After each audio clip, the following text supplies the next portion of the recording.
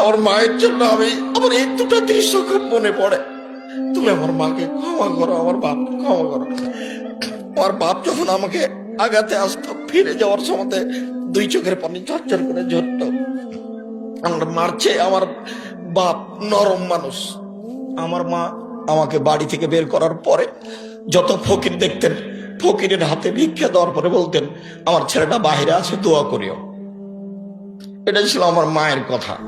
আমার বাপ বাংলা অক্ষরও ভালো চিনতেন না, আরবি বাংলা অক্ষর চিনতেনই না, আরবি অক্ষর ভালো চিনতেন না। আমার আব্বা আরবি অক্ষর চিনতেন, শুধু ফকির মিসকিনকে ভিক্ষা দেওয়ার সময় দোয়া করার জন্য বলতেন। আমি বলেছি, আমার মা যখন আমাকে পাঠায় পশ্চিমে, খালি বলতে যে পশ্চিম গেলে, উত্তরপ্রদেশ গেলে বড় আলেম হওয়া যায়। পশ্চিম উত্তর মানে উত্তরপ্রদেশ মানে মৌলানা ইউসুফ মাদানি, উর্দু ভাষায় যিনি বক্তব্য দিলেন, ইনি হচ্ছেন জামিয়া সালাফে বানারস, উত্তরপ্রদেশ। এই এলাকাতে গেলে, পড়তে গেলে নাকি বড় মৌলানা হওয়া যায়।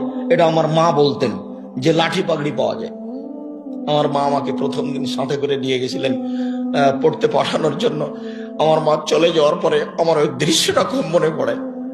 যেদিন আমি দেশ ছেড়ে ইন্ডিয়া চলে যাই, সেদিন আমি সকালে বলেছিলাম, মা আমি ইন্ডিয়া চলে গেলাম। আমি পায়ের স্যান্ডেল দুটা খুলে দিলাম, আমার পকেটে একটা কলম ছিল, চাল, খড়ের চাল এভাবে গঁজে দিয়ে আমি চলে গেলাম। তখন আমার মায়ের হাতে আটা লেগেছিল। আমার মা রুটি বানাবে, চাঁপাইনবাবগঞ্জের মানুষ, সেই জন্য প্রস্তুতি নিয়েছে। তা আমার মা আমাকে বলছে, যাইস না, পুলিশে ধরে নিবে, পুলিশে ধরে নিবে, মারবে, যাস না। আমি এভাবে আমার মা বলতে থাকলো, আর আমি চলতে থাকলাম। আমার মা পিছে পিছে কিছু রাস্তা আসলো, তারপরে দেখলো যে ছেলে আর ফিরবে না। তখন আমার মা ফিরে চলে গেল। তুমি তাকে ক্ষমা করো, তার কবরের শাস্তি তুমি মাফ করো। আমার মায়ের জন্য আমি আমার এই দুটো দৃশ্য খুব মনে পড়ে। তুমি আমার মাকে ক্ষমা করো, আমার বাপকে ক্ষমা করো। আমার বাপ যখন আমাকে আগাতে আসতো, ফিরে যাওয়ার সময় দুই চোখের পানি ঝরঝর করে ঝরতো। আমার মারছে, আমার বাপ নরম মানুষ। আমার মা খুব শক্ত মানুষ বাড়ি থেকে পাঠানোর ব্যাপারে। আমি একদিন প্রতিষ্ঠান যাব না বলে নদীতে সাঁতার দিয়েছি, অনেকক্ষণ দেরি করে এসেছি। তা আমার মা ভাত রান্না করে রেডি করে নিয়ে বসে আছে। তো বলছে আমাকে খাইয়ে নিয়ে বের হ, আজকে যাব না। না যেতে হবে, না যা, আজকে যেতে হবে, না যাব না।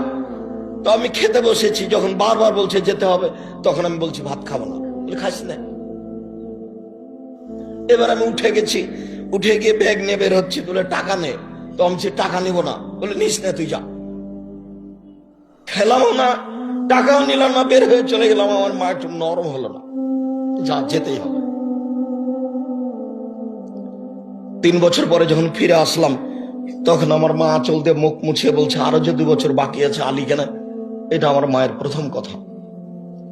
জানি না কিভাবে তারা আল্লাহকে বলেছেন, আমরা কিভাবে বলছি, তুমি আল্লাহ আমাদের ছেলে মেয়েকে কবুল করো, তুমি তাদের দিনের খাদেমী হিসাবে কবুল করো। আবারও তোমার গায়ে সাক্ষ্য দিচ্ছি, যদি কোনো ত্রুটি মনে করো, আশহাদু আল্লা ইলাহা ইল্লাল্লাহ ওয়া আশহাদু আন্না মুহাম্মাদুর রাসূলুল্লাহ। সাক্ষ্য দিচ্ছি আল্লাহ ছাড়া কোনো মাবুদ নেই, সাক্ষ্য দিচ্ছি মুহাম্মদ আল্লাহ রাসূল এবং তার বান্দা। আমাদের কিছু করার মতো ক্ষমতা নেই, আর এসব জিম্মেদারি আমি নিইনি। এসব জিম্মেদারি আমার উপরে চাপিয়ে দেওয়া হয়েছে, জোর করে এখানে ডেকে নিয়ে আসা হয়েছে, জোর করে রূপগঞ্জ, নারায়ণগঞ্জ, ঢাকায় নিয়ে যাওয়া হয়েছে। এসব জিম্মেদারি আমি নিইনি। আমি বলছি, আমি মানুষ হিসাবে যদি কোথাও ভুল থাকে, তাহলে তুমি ওটা আমাকে সংশোধন করে দাও। আমি ভুল সহ কোনো কাজ করতে রাজি নই। ধোকা দিয়ে কথা বলিনি, কারোর কাছে আমি কোনোদিন জোর করে দাবি করে টাকা পয়সা চাইনি। এরপরেও তোমাকে বলছি, মানুষ হিসাবে যেটা ভুল আছে সেটা তুমি ক্ষমা করো। তোমার দরবারে বিনীতভাবে ক্ষমা চাচ্ছি। আস্তাগফিরুল্লাহ ওয়া আতুবু ইলাইহি। কেউ পারে না। কাদির তিনি ক্ষমতাশীল, তাকে কেউ পারে না। কবি তিনি শক্তিশালী, তাকে কেউ পারে না। কোন শক্তি তার সামনে টিকতে পারে না। আশ্রয় তার কাছে নিয়ে কাজ করছি, তিনি সবকিছু করতে পারেন। এই জন্য একমাত্র বিশ্বাস করে আন্তরিকভাবে তার কাছে আশ্রয় নিয়ে করতে চাচ্ছি। প্রশাসনের মানুষ, আপনাদের শুকরিয়া আদায় করি।